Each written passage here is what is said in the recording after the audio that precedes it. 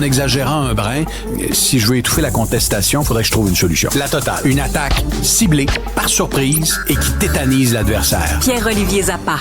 Oh, que tu me fais plaisir, là, P.O., tu me fais plaisir. Ah oui? Parce que il y a un contentieux entre ma blonde et moi. Tu sais que j'ai un entrepôt. Okay. Ici, pas très loin. C'est vrai. J'ai un mini-entrepôt. Comment oublier? Puis j'ai 150 boîtes de livres là-dedans. Parce que j'ai déménagé dans le plus petit et j'ai 150 boîtes de livres dans un entrepôt. Okay. Puis je paye chaque mois. Et là, Sophie veut savoir combien je paye. Combien ça te coûte? Non, mais... J'y dis pas. Non, mais elle l'écoute Elle pas. veut. Non, mais Elle l'écoute Non, pas. elle dit Mais t'as combien qu'on ça divise par coûte livre. ton entrepôt? Elle dit, t'es pas pour payer ça pendant des mois, des années pour des livres. Ça doit être un beau budget voyage. Richard, j'ai une solution. Tu veux te lancer dans l'industrie de l'entreposage. Je pense que l'industrie de l'entreposage va probablement de belles semaines devant elle. Mais Richard, maintenant, là, je vais te faire une proposition. Ton entrepôt, on va en sous-louer une partie. OK? Tu vas pouvoir... Tu peux même Il est pas plein entrer déjà. dedans, il est plein. Ah non, on va aller faire le ménage ensemble. OK? Ah! Et je t'explique pourquoi. En ce moment, avec les contre-tarifs annoncés par le gouvernement Carney, il y a un paquet d'entreprises qui habituellement passaient par les États-Unis pour nous envoyer leur stock, qui vont devoir partir de l'usine, exemple au Vietnam, au Sri Lanka ou ailleurs, et expédier directement leur stock, leurs vêtements, leurs électroménagers ici au Québec. Ils ne pourront plus passer par leur centre de distribution aux États-Unis, donc ils vont avoir besoin d'espace d'entreposage. Alors, ce que je te propose, c'est qu'on appelle ensemble les gens de chez Patagonia, par exemple. Tu connais les vêtements Patagonia, l'automne s'en vient, il y a des gens qui ont mis un peu de sous de côté pour acheter des manteaux d'automne Patagonia, c'est une marque très connue. Patagonia, la façon qu'ils fonctionnent, ils fabriquent leurs vêtements au Sri Lanka, au Vietnam, au Bangladesh, et ils envoient ça dans un méga centre de distribution qui est situé à Reno, en Illinois. Et lorsque tu veux acheter leurs vêtements ou qu'un détaillant ici à Montréal ou ailleurs au Québec veut acheter des vêtements Patagonia, ça vient de là? il passe sa commande, le camion part de chez à Reno, en Illinois, et vient le porter directement au Québec, la marchandise. Là, à partir du 8 septembre, si les contre-tarifs entrent en vigueur, ben, la pièce de vêtement va être contre-tarifée. Il va y avoir une surtaxe à la frontière canadienne et Patagonia n'a pas avantage à passer par les États-Unis pour nous shipper, nous expédier la marchandise. Donc, probablement, ce qu'ils vont faire, c'est prendre le stock du Bangladesh, du Vietnam, du Sri Lanka et nous l'envoyer directement sans passer par les États-Unis. Et c'est là où ton entrepôt, Richard, peut devenir extrêmement rentable. On devrait se lancer dans Ben, moi, je suis partant, Richard. Parce que là, tu peux transformer ton sous-sol, ton entrepôt? Oui, penses-tu? oui. Il y a une partie de mon bureau, des garde-robes aussi. Et je te dis, là, je viens de te donner l'exemple de Patagonia, mais c'est la même chose pour les Nike de ce monde, les Adidas. Tu sais, pense à tous les produits et toutes les catégories qui sont contre-tarifées. Là, en ce moment, ce qu'ils sont en train de faire, c'est de se trouver de l'espace, du pied carré pour louer des entrepôts en prévision de l'entrée en vigueur de ces contre-tarifs. Et tu sais, puis j'ai reçu des questions aujourd'hui, Richard. Les gens me demandaient, par exemple, le téléphone, le iPhone, tu sais, c'est un produit américain, mais qui est fabriqué en Chine. Est-ce que ça va être contre-tarifé? La réponse est non, parce qu'Apple, déjà, comme ils ont un très gros volume d'affaires au Canada, le téléphone vient directement de Shenzhen, en Chine, et puis il est entreposé déjà au Canada. Mais tu veux me parler de Lazy Boy. D'ailleurs, parenthèse, tu disais comment on peut faire en sorte que, mettons, un gars, là, que ta blonde te quitte. Un Lazy Boy. Oui, un je Lazy confirme. Boy, et toi, ton chum se met dans un Lazy Boy Ben, on a eu demain une matin. discussion récente, puis il m'a dit « Hey, j'aimerais ça avoir... » Je suis comme « Pardon? » Quoi? C'est Les l'affaire oreilles la t'ont plus frisé. hideuse qui peut pas exister dans un salon. Je préfère être assise non confortablement, comme jadis les fauteuils qui se trouvaient ici dans le studio de Cube, et que ce soit beau, que ce soit laid avec un Lazy Boy. C'est un tue-l'amour. Ah oui. Même Brad Pitt, dans un Lazy Boy, a l'air moche. Ah non, je suis d'accord. C'est Hein? c'est épouvantable. C'est vrai. C'est de mauvais, mais de mauvais Il n'y a rien de moins sexy qu'un gars dans un Lazy Boy. Ben, surtout incliné, là. Ah, t'as vrai. C'est pire. Le Lazy Boy, moi, j'adore ça. là. C'est confortable. Non, mais là, attendez, là. Les gens s'habillent en mou. Pourquoi on n'aurait pas le droit d'avoir un Lazy Boy? Moi, j'en ai un dans mon bureau, là, avec...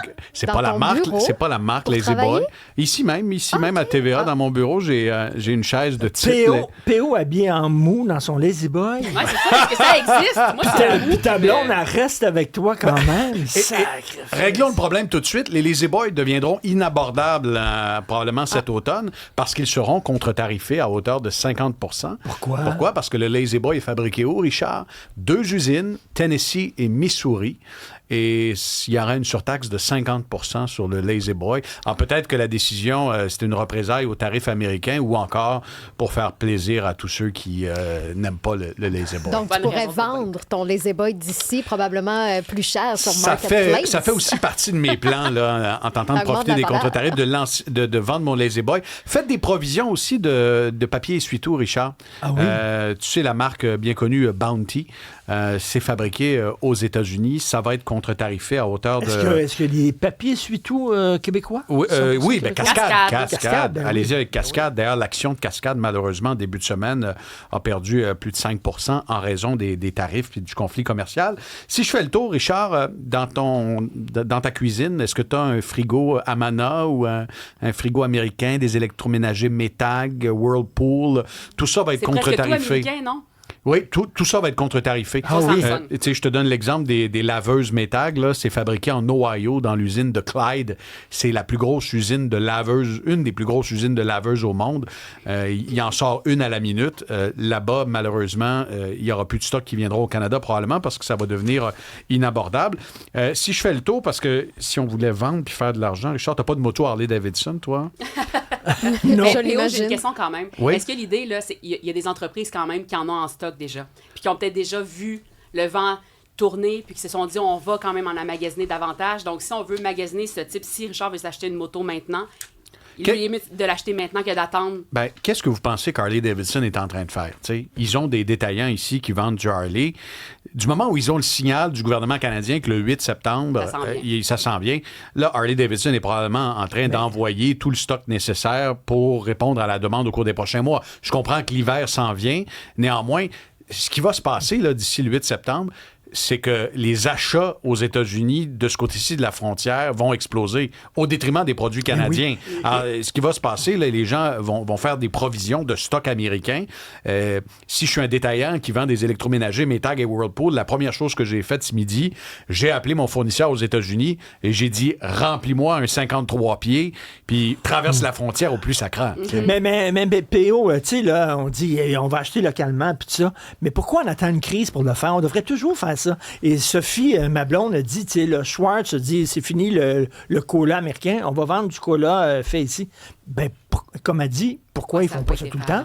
Ben, le coke à la cerise, c'est vraiment dégueulasse, là. Oh, attends une minute, Moi, je préfère ça à la root beer, Là, par on exemple. devrait arrêter d'en vendre, point. Mais cela dit, Est-ce que tu aimes la root beer? j'adore la root beer. Mon fils trouve que ça goûte le dentifrice. C'est vrai. Imagine une canette de root beer dans un Lazy Boy. Je pense qu'on peut... Je veux juste mentionner que sur la messagerie, le Lazy Boy est un sujet piquant. Ah oui, alors... Ah ouais, tu vas nous lire des commentaires tantôt Oui, sans sur le Lazy problème. Boy? J'ai hâte d'entendre ça. Mais tout ça pour te dire que, oui, tu as raison, l'achat local, on attend souvent des pics, des moments critiques, des crises pour en faire de la promotion. Et j'ai envie de te dire, oui, le gouvernement a des programmes d'aide pour les entreprises, mais ce serait le fun aussi qu'on stimule la recherche et le développement, puis que, tu sais, est-ce que c'est normal? Il fut un temps, Richard, où on avait une industrie de l'électroménager au Québec. On avait un fabricant ici à Montréal, sur Dixon, qui s'appelle Mabé. Ben oui. Puis il sortait des électroménagers québécois, des jobs manufacturières bien payés. Cette industrie-là a été décimée. Et là, en ce moment, j'ai eu contact récemment avec un entrepreneur qui essaie de construire puis de bâtir une usine en Ontario pour fabriquer des électroménagers canadiens. Mais peut-être qu'il serait temps de voir à plus long terme et d'arrêter de compter sur les autres pour fabriquer ce dont on a besoin. Merci, tu as un devoir. Je veux une photo de toi dans ton Lazy Boy. Et je veux que tu me dises combien ça coûte, là. L'entrepôt, les livres. là. OK, dans l'oreille, parce que... Mais Stool l'est pas. Attends, vas-y. Combien? Près du micro, Richard, plus près du micro. Salut.